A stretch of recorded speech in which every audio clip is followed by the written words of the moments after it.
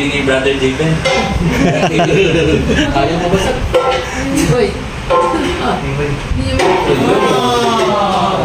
Sayang oh.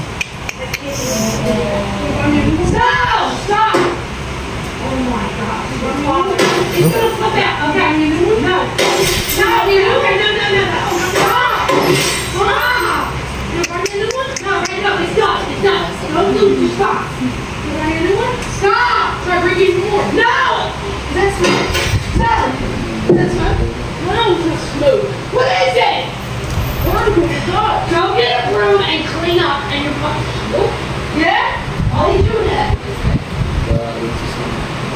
Seriously? Well, you should have bought me a new TV. Yeah, sure. If you're, I'll fix it. No. You're going to use it to break it. Go get a broom. You're going to buy me a new TV? No. Yeah, you will. Yeah, you will. Move. Let's go over the glass. Ay, grabe. Fix it. No. Do you think by you keep breaking that that I'm going to go buy you a TV? You're a lunatic. You're done. My heart's beating out of my chest. You send me a new TV. If you don't buy me a new TV, you're going to see what happens. Yeah. Okay. Grabe. So, anong reaction nyo sa anong reaction nyo? Matalo ko talaga yun. Makampal na talaga no. Anong palagay nyo ang problema sa pamilya niya? Ano palagay nyo yung problema niya? Walang respeto. Walang respeto. Respeto, disiplina. Walang pagpipigil sa sarili. Walang pagpipigil sa sarili. Yeah. Hindi kasi. Grabe, no? Grabe. Yung ganun yung anak nyo. Sabi ba, sampal. Matampal. Okay. Actually, ayan, ang ating pag-uusapan sa gabi ito, no? Hopefully, hindi umabot ng umaga. Ayan, respect. Importante, no? Yung pagkakaroon ng respect. Nakita natin yung lalaki ng batang pa na wala siyang respeto sa kanyang ina. Hindi rin natin masisi yung bata, no? May pagkukulang din ng ina. Tignan natin mamaya, no? Kung ano ba yung respect na sinasabi niya? For the feelings, wishes, rights, or traditions of others, no? Asal, aral. Tayo din ba mga bilang Kristyanong pamilya, no?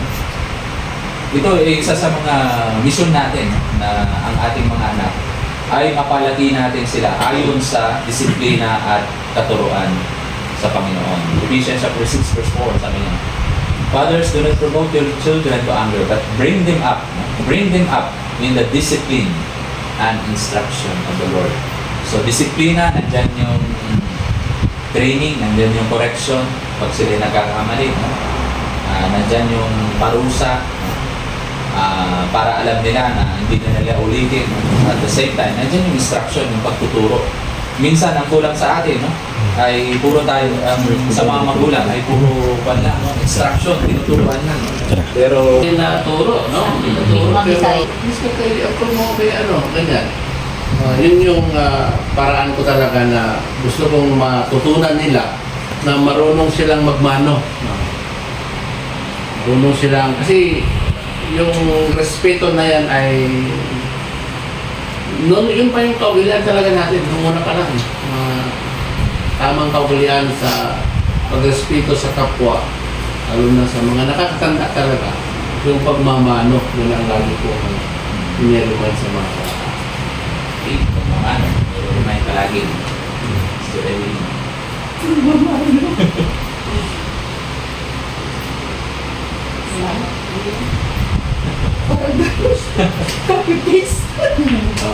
may ibang paraan naman, di ba, ng pagrespeto sa kapwa.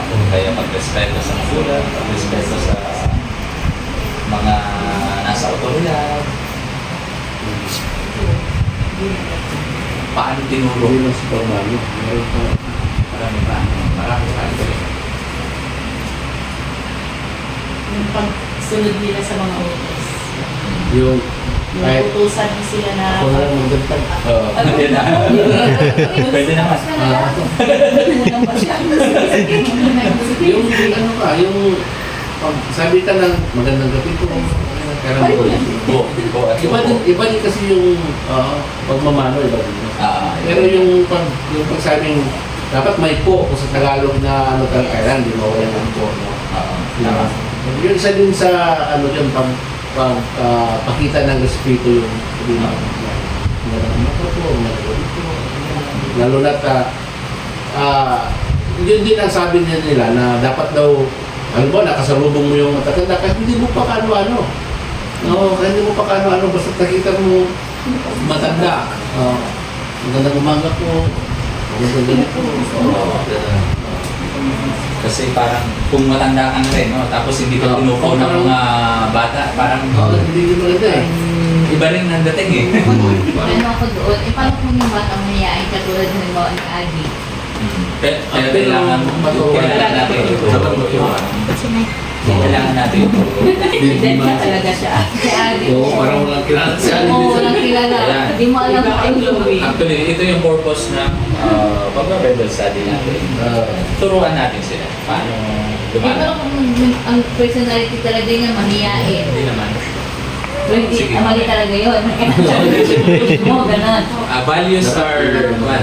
Yung mga principle na ito, kahit lumipas pa ang ilang dekada, ilang century, ang pagre-respeto ay nandiyan pa rin. Pagpulasyon yun. Hindi nagbabago. Kailangan ito. Kasi ikaw din, di ba? May nakamit kang ibang tao na hindi ka pinapansin, hindi ka kinakausap. Kahit nag-high ka na. Parang introvert na halimbawa yung bata. Oo. Pero yun nga, hindi ibig sabihin na may kahinaan sila, itanggapin na natin na rin. Siyempre, kailangan itulungan pa rin. Turuan sila paano Thank you sa'yo, ma. Paano nga ba natututo ang ating mga anak ng respeto, no? Sa pamamagitan ng observation, kung anong nakikita nila sa atin, minsan, mas effective, ito ang pinaka-effective yung maobserbahan nila.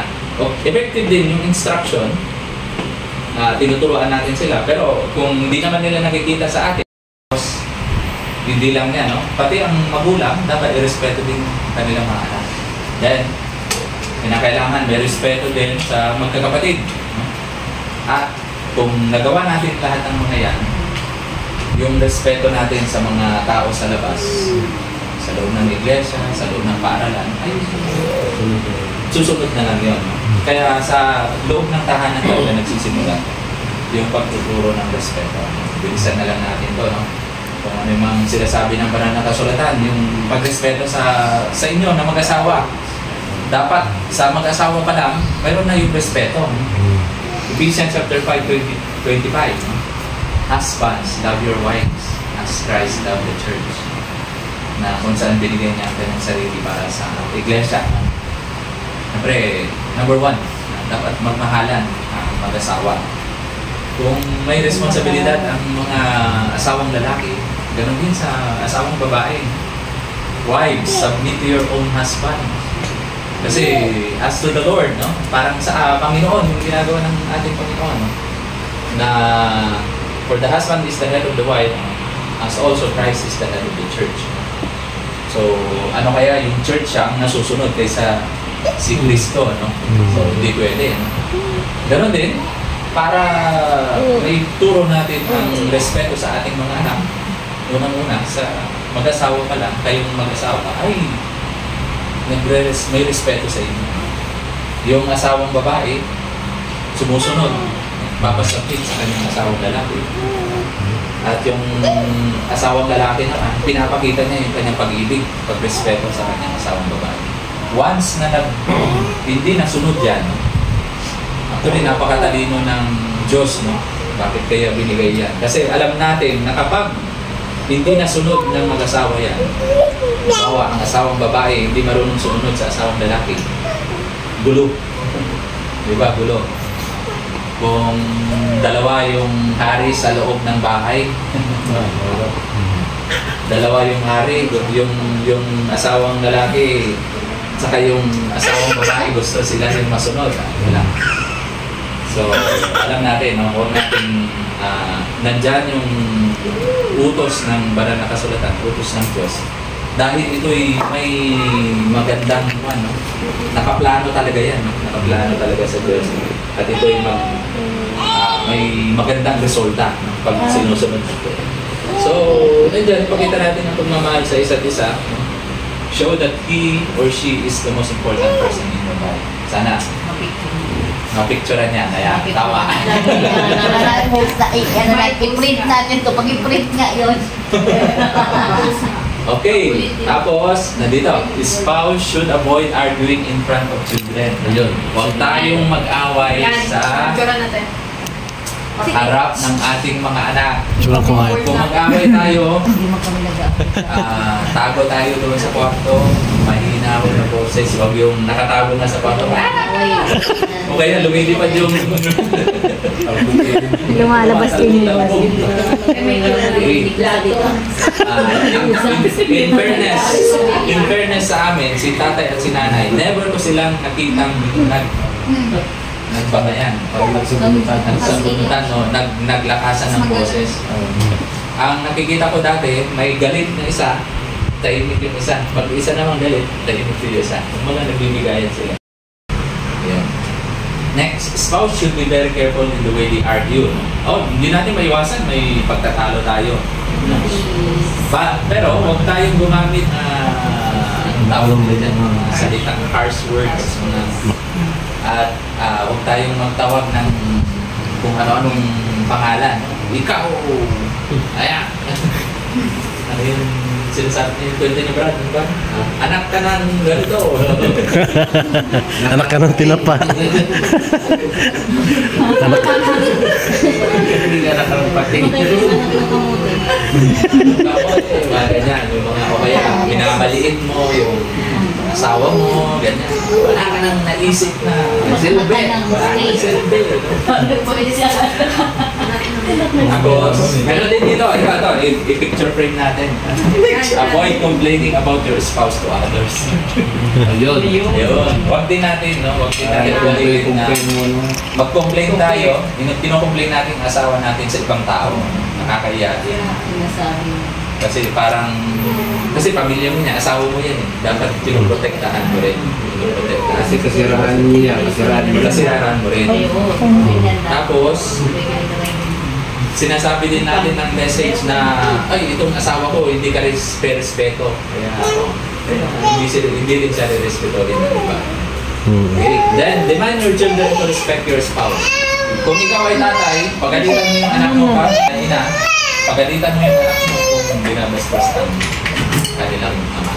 I-depend mo lagi yung asawa sa mga anak mo. Okay? So, yan, no? Respect between spouse. Siyempre, kinakailangan ito, respeto ng mga anak sa kanilang mga magulang. Sabi ng banal na kasulatan, no? Fifth commandment, pamandin, no? Pamo, sabi nila. Sa out of 10 commandments, talagang isa sa mga special mention yung pagrespeto ng mga anak sa kanilang mga magulang. Napaka-importante sa Panginoon. Dahil sa loob ng pamilya, kinakailangan may respeto dahil yan yung reflection din natin sa pag-search sa Panginoon eh. Kung sa loob ng pamilya hindi tayo marunong respeto, paano pa kaya sa yung Diyos na hindi natin nakikita? Wala na. Kung hindi natin masunod yung mga magulang na nakikita natin, nagpapakanan sa atin, paano pa kaya ang Diyos? Yun, sana minsan mahirap para sa inyo. Pero katulad niyan, yung sinasabi natin na dinajustify natin yung mga anak na introvert, sumunod pa rin kasi huwag nating hayaan na gano'n, no? Na tanggapin natin yung maling kaugalian na meron sila. Excuse me po, anak po. Sige. No problem. Magsasabi ako mamaya nito pag... Ano po? Minsan din po kasi